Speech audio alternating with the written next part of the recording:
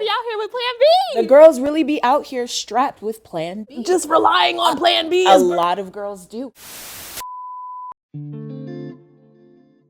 Hello there. My name is Janae, a digital content creator and host, and I am here today with Sunni, an activist and a mom.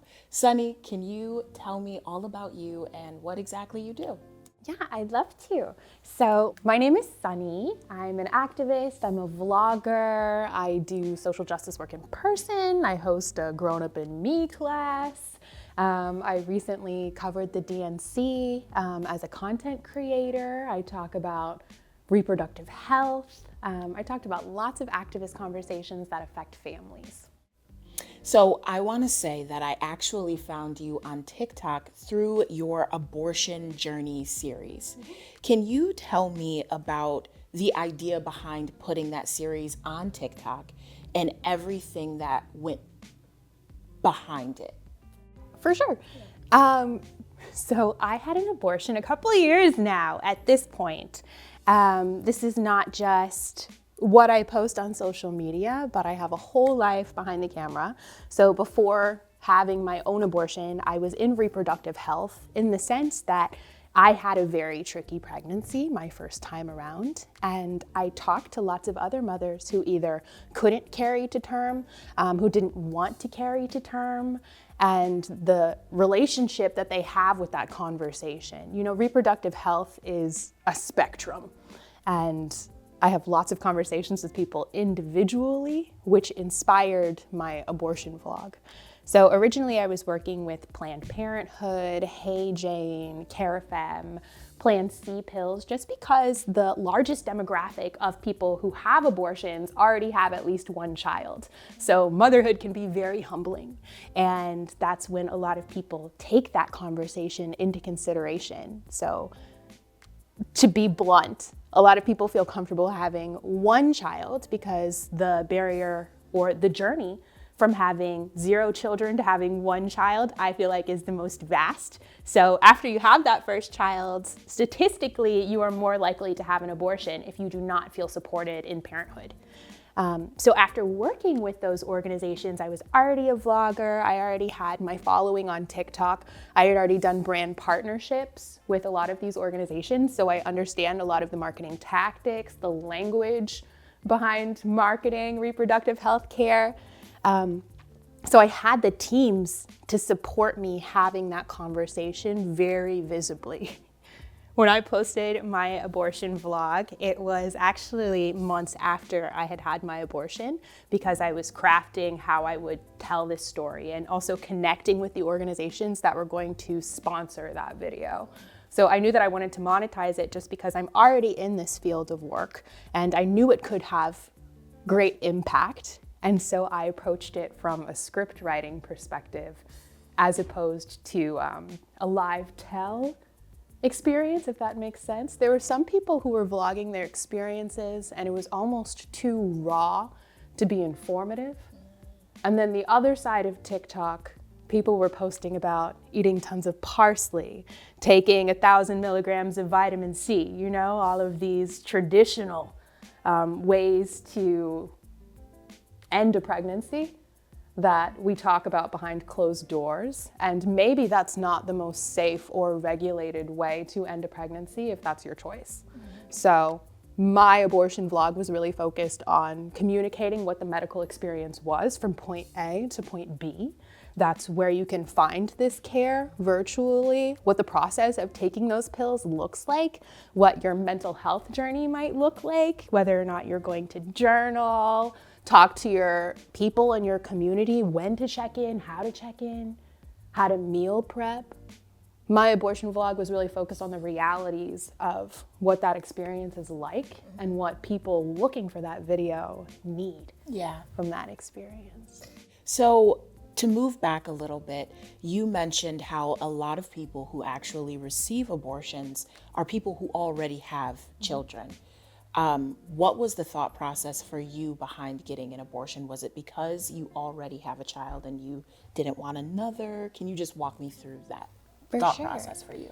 I think I learned through being a mother that I believe that mothers specifically, primary parents, but those who are, disenfranchised by the patriarchal system, I feel like those are the most disenfranchised people in society. And I didn't understand the ins and outs of what that would look like until I became a mother. So I don't think this has anything to do with my love for children. I think that my decision to have an abortion is actually very telling of my love and my commitment to motherhood, because I was very focused on my first child. And this isn't about whether I want to have another child. It's like, do I feel like society is prepared to support me having more children? 2 children is not 1 child, and the cost of having a child raises exponentially after that first child. So there are lots of factors to consider, I think. Yeah. Thank you for sharing that. Of course. Is there anything you regret about having an abortion? I'm a person who doesn't like to carry my regrets with me, but if that question were to be rephrased, I would say that there's a lot that I grieved when I had an abortion, right? So grief does not mean regret. And if I could sing that to every single person who is considering having an abortion or who has had one, that's the main message I would deliver. I grieved lots of things. I grieved the children that I might not have in the future. I grieved what my current partnership looked like. You know what I mean? Partnership is so important. And respectfully, I think that we need to be having more conversations with men about the experience of abortion, because they are just as responsible, but maybe that responsibility does not get ladled on them the same way, again, in a patriarchal society. I knew at that time that I just did not have 10 months to commit of my life and my career again, taking on that burden of being pregnant and carrying that pregnancy to term. And also, when I gave birth to my first child, I had to have an emergency C-section. And so I had a doctor staring at me saying, hey, you're gonna die. We need to take you to surgery right now. And I was like, okay, well, what's that surgery gonna look like? Can you put me to sleep? And he was like, no, that would kill the baby. I'm like, okay, bet. So how can I not remember this experience? Because that's crazy. And he was like, I think you're gonna wanna remember the birth of your child. And I was like, okay, sure. And so now I'm in this surgery that I did not plan for. I do not have a partner. I'm still a single mother. I was in surgery with my mother, and they cut me open. They put my guts on the table. They pulled the baby out. They put my guts back in my body, and then they sewed me up and put my baby on my face because I could not move from the neck down. Birth is a life risking.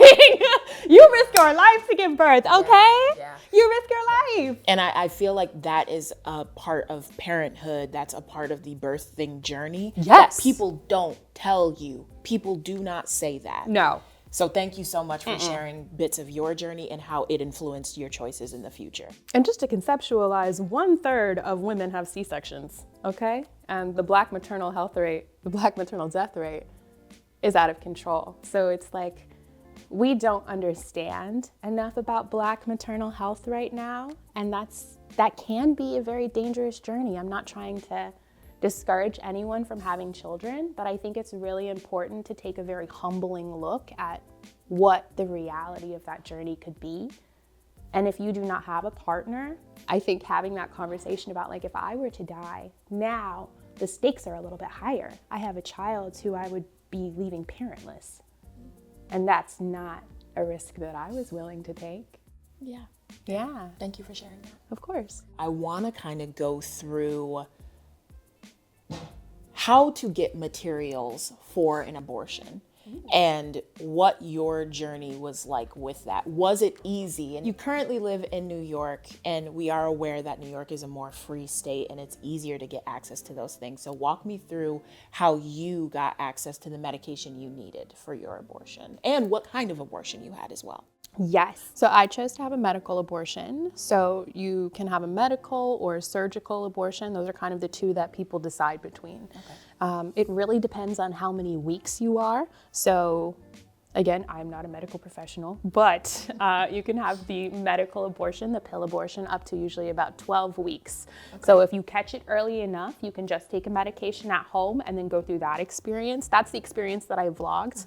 But then also up until I think 24 weeks, I would confirm that number, up until 24 weeks, you can have a surgical abortion in the state of New York. There are other states around New York where you can still have an at-will abortion up to 40 weeks. I think that's very important knowledge to keep in your back pocket, just in case something medical comes up and there aren't doctors who will treat your medical conditions. Yeah, I've done kind of less anyway. So yeah. So go ahead. What did that journey look like for you? Was it like you went to your OBGYN, found out you were pregnant or already knew you were pregnant, and then were you written a prescription, got the medication, took it home? Got it. So I missed my period, and I'm a pretty regular period person. Luckily, not everybody is. And so I missed my period, and I was like, damn, was it that one? You know what I mean? I've been in these streets. It was Labor Day weekend. And then I go to urgent care, actually, because I knew that was the fastest place that would take my insurance where I would be able to get the results same day. I literally went with my toddler down to urgent care and had her sitting in the room with me, like as I took this pregnancy test. You gotta do what you gotta do. Out, right? The doctor actually, the doctor encouraged me not to have an abortion, which was interesting because that felt lightweight medical malpractice because it's my choice. And he told me, what did he say? He said, well, there's ways to take care of kids, if you need to, you can apply for services. Meanwhile, I'd already written a whole WIC cookbook. It's like, I got this through the trenches, I raised my first baby through the trenches. It's not because I can't, it's because I don't want to. Right? Why would I choose to be a fighter? You know what I mean? Strong, proud, made it through the struggle if I don't have to. Why would I sign up for my own struggle? You can actually have a medical abortion in all 50 states. And I think that that's something that a lot of people don't know. If you're going to order abortion medication and you need to figure out where to get it, you need to look at a couple of different things. One, you need to look at if you have insurance or not. Two, you need to consider whether or not you're going to have a medical abortion or whether or not you're going to go in person, right? So if you're going to have a medical abortion, you can contact Hey Jane, which is a strictly telemedicine clinic. They only do abortion medication and appointments online. So you will log into a little portal and you'll see the doctor online, and then they will prescribe you the medication and they'll mail it to your front door. And it does not matter what state you're in to use Hey Jane. With Hey Jane, it does matter. Okay. It's only select states. Again, I do not have that list off the top of my head, but what I tell people is to go to their website and then they can update you in real time. That's Hey Jane. Up next, we have CareFM. CareFM is an organization that does not just telehealth visits, but they also do in-person visits. You can have the surgery through CareFM as well. Okay. So they have some offices, they also offer telehealth, and they have a chat bot to answer your questions, just a different organization. If these two organizations don't cover where you live, if there's not a Planned Parenthood as a last resort, where you live, then you can reach out to Mayday Health. Mayday Health is a really important organization because it's run by Dr. Jennifer Lincoln. She is a really powerful activist and she is an OBGYN. Very important to know. So they can still mail you abortion medication from outside the country. They can still mail you abortion medication from the UK because there is no law in the United States right now that says that you as an individual cannot take medication that is in front of you. I'm in a relationship with a woman. I was queer before I got pregnant, but I also, when I got pregnant, I was really brought on to Plan B culture, which I don't know that I was a part of before that experience. That was kind of my gap in education. What are you calling Plan B culture? Plan B culture is straight people that are just out here fucking raw respectfully, and then it's just like go get a Plan B, and that's like a normal thing that straight people do. This was brought to my attention in New York. Yeah. As a queer person, we don't really go through that the same way. Okay. And so it's like my first time like fucking around with this man, and it's just like he's like go get a Plan B. I'm like, what the fuck is he talking about? And so I go get it. I know, I was so removed from Wow. Plan B culture, but it's a very normal thing Yeah. in straight person land. It is. Yeah. Sorry to say it is. That's why I was like, Plan B culture, what? Is it a certain way of taking it? No, it's just you have an oopsie and you're really like, be out here with Plan B. the girls really be out here strapped with Plan B. Just relying on Plan B. A is lot of girls do. And something that I've always been worried about with Plan B is the fact I'm a plus size woman and Plan B doesn't work. Yeah, just one Plan B, folks, doesn't work if I think you're over It's 140, 120? something like that. Yeah, It's 120 pounds. It's low. So if you've got any weight on you whatsoever, you need to take more than one Plan B or it may not work. So abortion bans generally are meant to scare the general public. We hear the word abortion ban, we're like, obviously I can't have an abortion in this state because it's illegal. No, know your rights. And I did want to Yeah. touch more on that because a little behind the scenes for you guys, before we actually started recording, we were chatting a bit about how, you know, they say abortion ban this, abortion ban that, and people automatically think that their rights to having an abortion or their right to care is going to be completely stripped away from them. Yes. So can you kind of explain what kind of areas abortion bans really affect? And does an abortion ban mean you can never get an abortion again? Or does that mean that you won't have access to certain medications? What can abortion ban mean and what has it meant in the past? Abortion bans can mean lots of different things. So that either means that, again, providers are not allowed to perform abortions after a certain amount of weeks. That can mean that it is banned in a certain state, except in cases of rape, incest. There might be exceptions, right? Medical severity. Another thing to know is that EMTALA, EMTALA, is a federal law that protects you, that if you are having a life-risking condition come up with your pregnancy, then that doctor, by federal law, is required to save the patient's life or to improve the patient's life. That was released through the National Women's Health Center. I did a partnership with them, and that is really just to get the word out. It's about personal advocacy, you know, to say, I am entitled to EMTALA because this medical condition could be compromising my health. I'm curious when it comes to, you know, how we get pregnant in the first place. Sex, dating, love, all of those things. Do you think that there is a way that we can make dating and sex more equal? You were talking earlier about how women are really the ones affected when it comes to parentage and motherhood and abortions. How do we level the playing field? Right now, dating feels very you against me. Mm-hmm. Do you think there's anything we can do to change that? I think as a woman personally, I don't feel like that is my responsibility right now. The only thing that I feel that I'm doing kind of in advocacy work is putting up the sword and the shield, in the sense that, again, we do live in a patriarchal society. So it's about these men, these like other parents showing up. Yeah. So it's like you can't predict what someone's going to do. And the hard reality is that if you have a conflict with a man, to be like just very binary about this, you know what I mean? If you're having a conversation with a man and you have a conflict with this person, at the end of the day, they could pick up their stuff and still succeed in patriarchy. Yeah. But again, like, as the person carrying the child, it's when you pick up your stuff, now you're still carrying the child. So it's like, I had to finish my master's at NYU, still pregnant. I had that baby my finals week of my first semester of my final year. You know what I mean? So it's like, your life still goes. Your life still has to keep going as the pregnant person, but you're going to experience those setbacks of the patriarchal dynamic.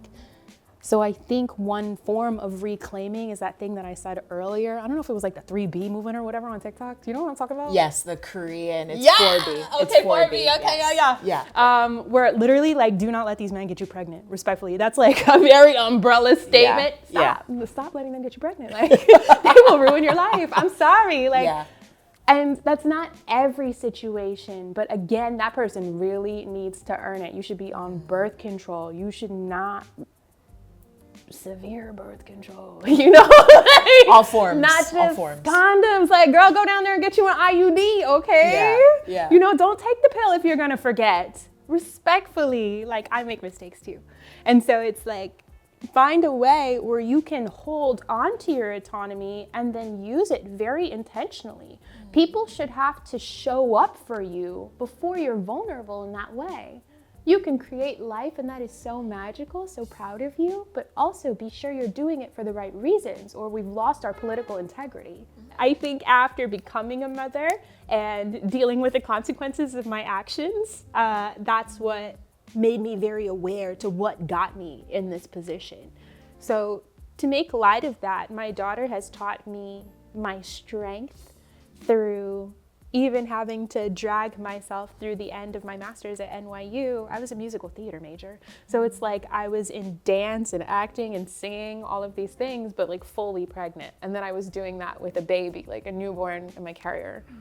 So I did my showcase with my newborn on my body, all of that stuff. And so the struggle of that, it was very difficult, is what really made me sit down and address my joy, and also how I got here so that I don't have to do it again. You know, fool me once, shame on me. Fool me twice, you could never, you know? Yeah. And so, yeah, I love who I am now.